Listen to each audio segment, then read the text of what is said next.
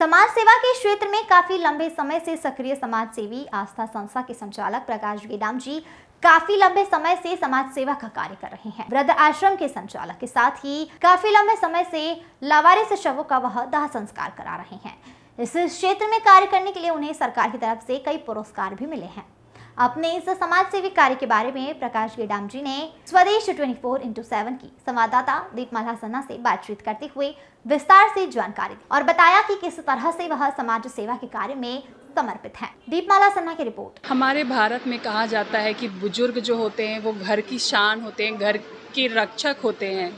लेकिन अभी कुछ समय से देखा जा रहा है कि हमारे भारतीय संस्कृति के में भी कुछ ऐसे लोग हैं जो अपने बुजुर्गों माँ बाप को घर से निकाल देते हैं। ऐसे समय पे उनका सहारा बनते हैं आस्था संस्थापक के संचालक संस्था जिन्होंने उनकी स्थापना की है, प्रकाश गेडाम जी। वो कई ऐसे बुजुर्ग माँ बाप हैं जो उनकी शरण में आके रहते हैं और यहाँ अपना जीवन जो है व्यतीत कर रहे हैं, जिनको उनके खुद स्वयं के जो कहना चाहिए उनके जो बच्चे होते हैं वो घर से निकाल देते हैं, जिस समय पे उनको सबसे ज़्यादा सहारे की ज़रूरत होती है।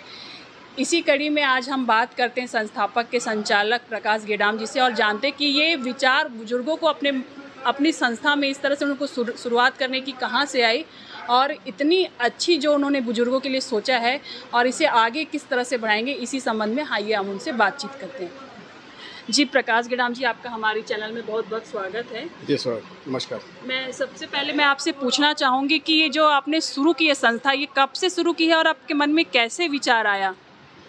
संस्था तो मैंने 2000 से चालू की थी और सबसे पहले मैं अंतिम संस्कार करता था, क्योंकि अंतिम संस्कार करने की जो भावना मेरे मन में, पिताजी का अंतिम संस्कार हम नहीं कर पाए थे। हालांकि पिताजी का अंतिम संस्कार गांव के लोगों ने और एक हमारे कुछ रिलेशन थे उन्होंने किया, लेकिन हमारा कोई योगदान नहीं उसमें। मम्मी हमको इधर जीवन यापन के लिए भिलाई लेके आई, पिताजी भी आए, पिताजी गाँव चले गए। गाँव जाने के बाद में बोले कि मैं खेती बाड़ी बेच के, मकान बेच के फिर मैं भी इधर आ जाऊँगा, एक साथ रहेंगे। पिताजी वहाँ पे 6 महीने तक कोशिश किए, बीमार पड़ गए अचानक। बीमार पड़ने के बाद उनका देहांत हो गया। देहांत होने के पहले उनके लालन मतलब खाने पीने की व्यवस्था, दवा वगैरह सब कुछ लोगों ने किया।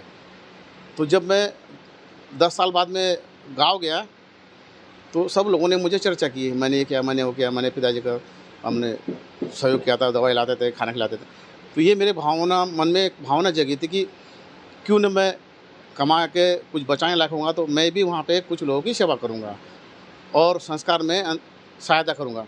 शुरू में तो मैं कुछ गरीब लोगों को लकड़ी का सहयोग करना, कफन के लिए सहयोग करना, सहायता करना, उनके संस्कार में जाना, ये भी मैं करता था। लेकिन बाद में मैंने देखा कि शिवनाथ नदी किनारे में जो संस्कार लावारिस लाशों का संस्कार होता है तो उसमें जो है उनका विधि विधान से नहीं होता है और इंसान का जो संस्कार होना चाहिए वैसा नहीं होता है। वहाँ पे कुछ जानवर लोग लाश निकाल के खा रहे हैं, नोच के खा रहे हैं, क्योंकि जो नगर निगम के स्वीपर होते हैं वो 1-1.5 फुट का गड्ढा करते हैं, दफन करते हैं। तो मैंने देखा, तब से मैंने कसम खाई थी कि अब जो संस्कार होगा मेरे हाथों से होगा और विधि विधान से होगा। बाकायदा ज़रूरत के अनुसार गड्ढा खोदेंगे, उसमें अंतिम संस्कार करेंगे, क्योंकि लावारिस लाशों का संस्कार अंतिम संस्कार जलाते नहीं, उसको दफन ही करते। तो कफन दफन का काम मैंने 2000 से नियमित रूप से चालू किया। उसके पहले तो सहयोग करता था, मैं लोगों को जाके जलाने में सहयोग करता था, पैसा देने में सहयोग करता था, कई लोगों को किया। 2004 से मैंने एकदम नियमित रूप से अंतिम संस्कार चालू किया। तो संस्कार करते करते मैंने 2007 तक ना अंतिम संस्कार बराबर करता था, लगातार तन मन धन से लगातार करता था, एकदम उसमें जुनून से करता था। पिताजी याद में 2007 में मुझे ये कार्यालय मिला, मुझे 2007 में तो एक कार्यालय मिला। तो यहाँ पे जगह खाली थी, तो मम्मी मेरी माताजी सुपला में रहते, तो क्या है वहाँ पे 2 बाबा लोग पति पत्नी बैठे रहते थे। उन दोनों को माताजी से बातचीत हुआ तो पता चला कि उनका जमता नहीं बहू बेटों से। तो माताजी उनको दोनों को अपने आश्रम में लेके आई। तो यहाँ पे रहने की व्यवस्था मैंने कर दिया। उसके बाद मैं शिवनाथ नदी जाता था अंतिम संस्कार करने के लिए, तो वहाँ पे 2 बूढ़ा बूढ़ी, वो माताजी के पूरे घुटने टेढ़े मेढ़े हो गए थे बैठे बैठे। ये बाबा जी खास से विकलांग था। वो मुझे ऐसा शब्द बोले कि जो मृत लोगों की सेवा करता है, जिंदों की सेवा नहीं करता, जिंदे तरफ देखता भी नहीं है। हम लोग बैठे हुए यहाँ पे, हमारी तरफ देख भी नहीं रहा, अंतिम संस्कार करता। तो मेरे मन में कुछ लगा, तो दूसरे दिन मैंने उनको रिक्शे में डाल के लेके आया। 4 हो गए। 4 करते करते आज हमारे जो वृद्धाश्रम में आज पूरे 75 लोग रहते हैं। उनका लालन पालन, खान पान, सेवा हम ही लोग करते हैं पूरा। शुरू में तो जब 20-25 थे, तो 2018-19 तक टोटल मतलब अपने परिवार के सदस्यों के द्वारा सेवा करते थे हम लोग। 2019 में शासन के द्वारा अनुदान मिलना चालू हुआ। अनुदान मिलना चालू हुआ तो वो अनुदान इतना मतलब कम मिलता है कि 20 रुपये में एक व्यक्ति को 20 रुपये में पूरा दिन भर खाना खिलाओ, चाय नाश्ता पानी, और उसमें कपड़े भी है, 600 रुपये में कपड़े भी है। तो होता नहीं, नामुमकिन है कि 20 रुपये में तो चाय मिलती है बड़े होटल में। तो आपसी लोगों के दान पुण्य से चल रहा है और लगातार चल रहा है ये। और इसमें किसी प्रकार का अभी तक मुझे किसी प्रकार की कोई मतलब कमी नहीं आई है। कहीं ना कहीं से कभी ना कभी कोई ना कोई सहयोग करता ही जाता है। जैसे कि आपने बताया कि आपने 2-4 लोगों से शुरू की थी ये संस्था, और अभी जितने आप देख रहे हैं कि आपके पास काफ़ी सारे बुजुर्ग जो है आए हैं। तो अभी आपने अपने संस्था को और कहीं आगे बढ़ाया, मतलब कहा जाए कि दुर्ग भिलाई के अलावा आपकी और कहाँ पे संस्था है जैसे बुजुर्गों के लिए कार्य करती है? अभी सेक्टर 2 में हमारा एक पुराना ब्रांच है। एक हमने जनसंख्या बढ़ गई तो हमने सेक्टर 8 में एक नया चालू किया। वहाँ पे 25 लोग रहते हैं, यहाँ 50 लोग रहते हैं, टोटल 75 लोग हैं। इस बात देखेंगे, लेकिन मेरा मतलब है कि अगर संस्था खोलने का मेरा मन तो है। जैसे गांव में गुंडरदी हो गया, बेमेतरा हो गया और बालोद हो गया, यहाँ पे बहुत सारे लोग हैं। लेकिन मेरे पास मतलब सेवा करने वाले, जैसे मैं सेवा करता हूँ तन मन धन से और बिना किसी इसके, तो ऐसे लोग मिलना चाहिए। अपन आश्रम में तो बाबा लोग को रखे, लेकिन उनकी सेवा ना हो पाए तो क्या मतलब। ऐसे लोग मुझे मिल नहीं रहे, सेवा करने वाले लोग। यहाँ आपकी संस्था में हमने देखा बुजुर्गों के लिए सारी व्यवस्था रखी है। उनके आपके द्वारा उनके इलाज पानी से लेकर क्या उनके ख़त्म होने तक आप उनको यहाँ पे रखते हैं, मतलब उनके ख़त्म होने के बाद भी क्या उनके परिवार को सूचित किया जाता है या उनका अंतिम संस्कार भी आप ही के द्वारा किया जाता है? बाबा यहाँ पे आ गए, उनका लालन पालन, खान पान जैसे अपने पिताजी माता के समान अपने माता पिता का करते हैं वैसे करते हैं हम लोग। और ख़त्म होने के बाद हम लोग ज़रूर उनको देख रहे हैं कि आपके पास काफ़ी सारे बुजुर्ग जो है आए हैं। तो अभी आपने अपने संस्था को और कहीं आगे बढ़ाया, मतलब कहा जाए कि दुर्ग भिलाई के अलावा आपकी और कहाँ पे संस्था है जैसे बुजुर्गों के लिए कार्य करती है? अभी सेक्टर 2 में हमारा एक पुराना ब्रांच है। एक हमने जनसंख्या बढ़ गई तो हमने सेक्टर 8 में एक नया चालू किया। वहाँ पे 25 लोग रहते हैं, यहाँ 50 लोग रहते हैं, टोटल 75 लोग हैं। इस बात देखेंगे, लेकिन मेरा मतलब है कि अगर संस्था खोलने का मेरा मन तो है। जैसे गांव में गुंडरदी हो गया, बेमेतरा हो गया और बालोद हो गया, यहाँ पे बहुत सारे लोग हैं। लेकिन मेरे पास मतलब सेवा करने वाले, जैसे मैं सेवा करता हूँ तन मन धन से और बिना किसी इसके, तो ऐसे लोग मिलना चाहिए। अपन आश्रम में तो बाबा लोग को रखे, लेकिन उनकी सेवा ना हो पाए तो क्या मतलब। ऐसे लोग मुझे मिल नहीं रहे, सेवा करने वाले लोग। यहाँ आपकी संस्था में हमने देखा बुजुर्गों के लिए सारी व्यवस्था रखी है। उनके आपके द्वारा उनके इलाज पानी से लेकर क्या उनके ख़त्म होने तक आप उनको यहाँ पे रखते हैं, मतलब उनके ख़त्म होने के बाद भी क्या उनके परिवार को सूचित किया जाता है या उनका अंतिम संस्कार भी आप ही के द्वारा किया जाता है? बाबा यहाँ पे आ गए, उनका लालन पालन, खान पान जैसे अपने पिताजी माता के समान अपने माता पिता का करते हैं वैसे करते हैं हम लोग। और ख़त्म होने के बाद हम लोग ज़रूर उनको खबर देते हैं।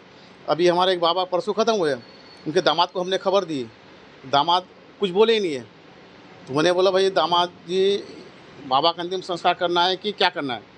हालांकि उन्होंने मेडिकल कॉलेज में बॉडी डोनेट करने की घोषणा की थी। तो मैंने बोला अगर आप नहीं आओगे तो मैं मेडिकल कॉलेज में दे दूँगा, आओगे तो आप जैसे बोलो संस्कार करना संस्कार कर देंगे, नहीं कर। तो बोले आप जैसा करना करो, तो मतलब आओगे नहीं आए वो। तो मेडिकल कॉलेज में हमने चंदुला चंदा का मेडिकल कॉलेज है, वहाँ पर उनकी बॉडी को दान कर दिया। दान करने से ये हो गया कि बच्चे वहाँ पे 50-100 बच्चे उनके मेडिकल कॉलेज में उनकी बॉडी को रिसर्च करेंगे और डॉक्टर बनेंगे अच्छे। तो उनकी बॉडी को हमने दान किया वहाँ पे। तो जो बाबा लोग दान करते हैं उनको मेडिकल लोग दान करते हैं, जो नहीं करते हम उनका अंतिम संस्कार करते हैं। नहीं खबर तो करते हैं हम लोग घर वालों को। आपने बताया कि आपको सरकार की तरफ से बिल्कुल कम धनराशि प्राप्त होती, तो और सरकार की तरफ से आपको इस नेक कार्य के लिए अभी तक कितने पुरस्कार दिए गए हैं और कहाँ आपका सम्मान हुआ है? सरकार के द्वारा महामहिम राष्ट्रपति अब्दुल कलाम जी द्वारा 2006 में ये अंतिम संस्कार करता हूँ, इसके लिए मुझे राष्ट्रपति अवार्ड मिला है 2006 में। उसके बाद में 2016 में दिव्यांगों के क्षेत्र में उत्कृष्ट कार्य करने के लिए शादी ब्याह हो गया, उनके सर्टिफिकेट बनाना, उनको जीवन स्तर को सुधारना, उनकी और मांगों को सरकार की तरफ से उठाना। इसके लिए मुझे दिव्यांगों के क्षेत्र में उत्कृष्ट कार्य करने के लिए 2016 में राज्यपाल, मुख्यमंत्री और गृह मंत्री और समाज कल्याण मंत्री के द्वारा, और विधानसभा अध्यक्ष भी थे उसमें, गौरव शंकर अग्रवाल जी, उनके द्वारा मुझे सम्मानित किया गया। इसके अलावा अखिल भारतीय महाराष्ट्र मंडल द्वारा भी मुझे सम्मानित किया गया। नई दिल्ली द्वारा, जो बेलगांव में थे, वहाँ पे मनोहर पर्रिकर थे और महाराष्ट्र के मुख्यमंत्री थे, पदेन मुख्यमंत्री, उनके बेलगांव में मेरा सम्मान हुआ। ऐसे बहुत सारे सम्मान मिले, लेकिन सम्मान मिलेगा करके मैंने ऐसे कोई काम चालू नहीं किया था, लेकिन काम करने के आधार पर सम्मान मिल रहा है, लेकिन अपन सम्मान के लिए काम नहीं करते। अब वो काम के आधार पर मुझे बुलाते लोग, तो जाना पड़ता है सम्मान के लिए।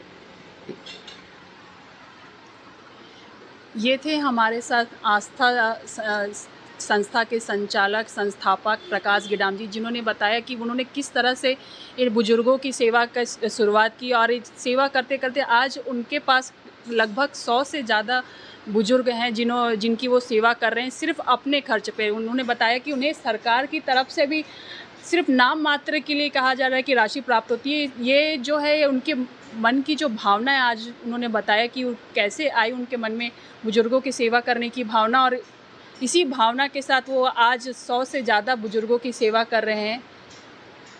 ये तो काफ़ी अच्छा कार्य है और मैं कहना चाहूँगी सरकार से कि इसी तरह से 1-2 लोग अगर और सामने आए और बुजुर्गों की सेवा करने के बारे में सोचे, तो हमारे देश की, जैसे कहा जाता है कि बुजुर्गों की सेवा ही सबसे अच्छी सेवा होती है और उनके आशीर्वाद से ही जो है आगे का जीवन अच्छा व्यतीत होता है। तो मैं चाहूँगी कि ऐसे ही 1-2 लोग और आएँ और वो बुजुर्गों की सेवा करने के लिए अपने मन में भावना लेके इस तरह से संस्था शुरू करें और इस तरह से सोच रखें।